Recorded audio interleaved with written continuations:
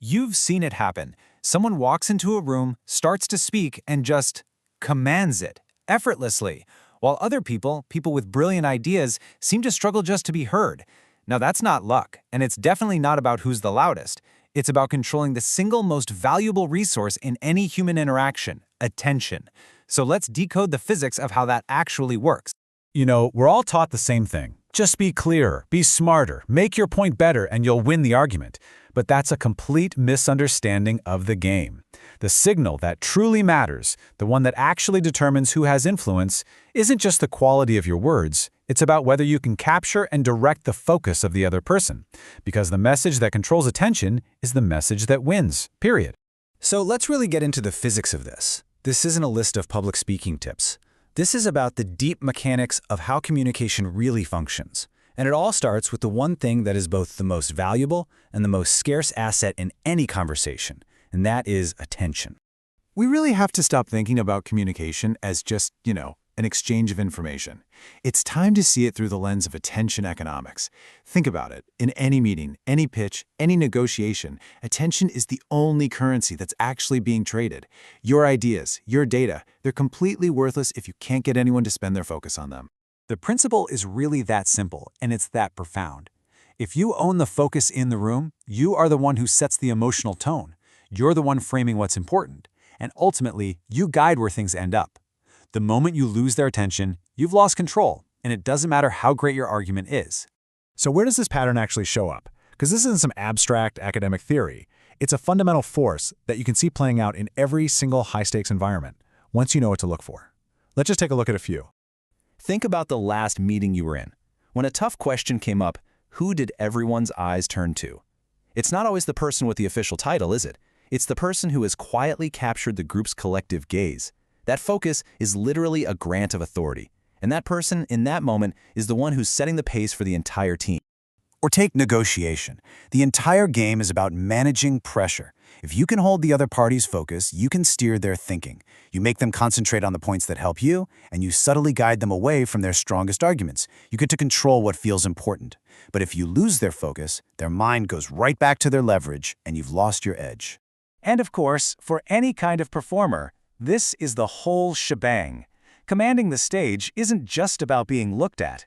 It's about holding the emotional state of an entire room in the palm of your hand. You get to decide if they feel suspense, or relief, or excitement.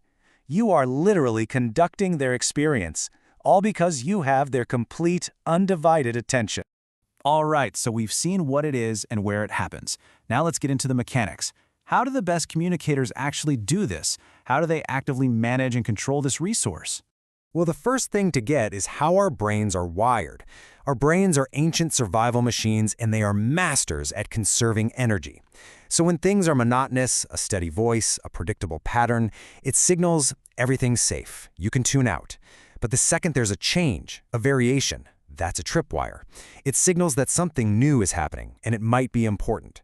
It forces the brain to snap back and re-engage. And you can see it perfectly right here on this chart.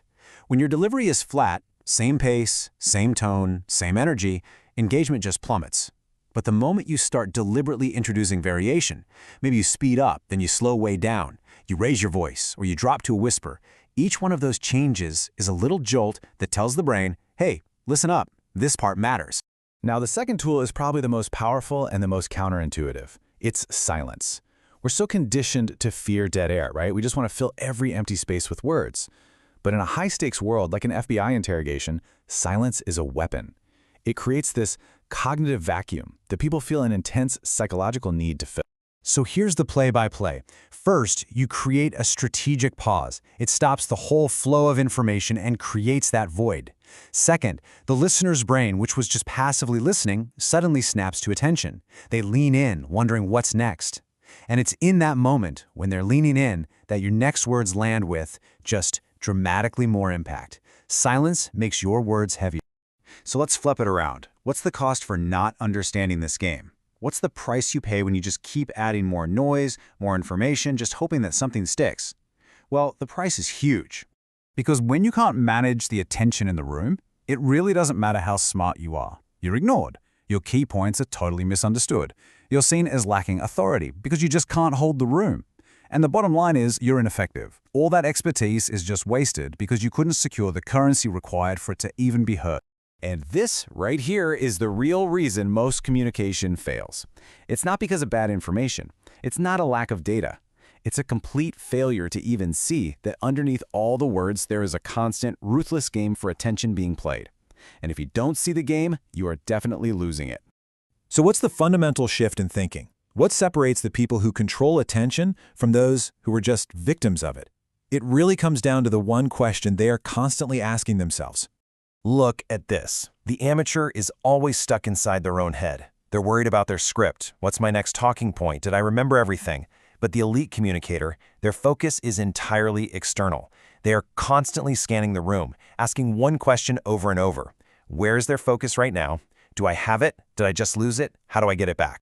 And that's the edge. That's the whole thing.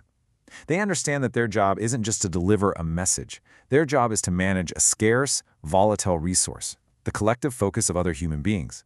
Every word, every pause, every change in energy is a strategic choice designed to allocate that resource where they want it to go. So to start putting this into practice, you have to stop judging your own communication by how it felt to you. Instead, you need to become an analyst of how attention actually moves when you speak. Here are the questions you need to start asking. And I want you to be brutally honest with yourself. In your last big meeting, your last sales call, were their eyes really on you? Or were they on their phones, on their laptops, or just kind of drifting away? Can you tell the difference between someone politely pretending to listen and someone who is genuinely, cognitively engaged with you? Next, think about your own delivery. Is it just one long, flat monologue, or can you point to specific moments where you intentionally change things up? Where did you speed up for excitement? Where did you slow down to make a key point land? If you don't have an answer, it means you're not using contrast as a tool. And finally, the big one. When do you choose silence? Do you ever take a deliberate pause right before you make your most critical point? Do you ever use a moment of quiet to pull all the focus in the room back to you? Or are you just constantly filling the air, hoping that the sheer volume of your words will somehow do the work for you? Your answer to that question reveals everything about whether you're just talking or whether you're actually communicating.